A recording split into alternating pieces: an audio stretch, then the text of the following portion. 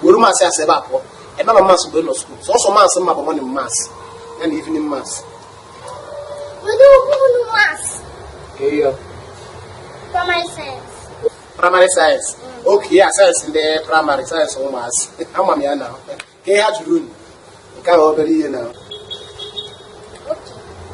What do they call female lion? Female lion. Okay, yeah, lion number one. Yeah, lion.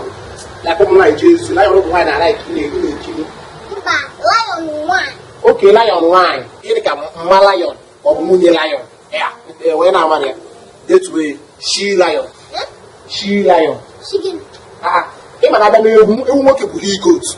Everyone, she goats. We're not calling a lion. You can work with lion. You want she lion there. Hey, Oh, you will come. oh, we don't get it. It's not it. It's more easy. More. More. Come on, female lion, man. Okay, I said, but I'm quite more than 10 years. Let's get a what again. When you join the man, I'm not saying, don't put you on a cut sword. Okay, come worry up your work with your channel. What? The one can I'm not sure I can have government is changing. I'm going to change. Even a government, I can't do anything. What is she lion can have?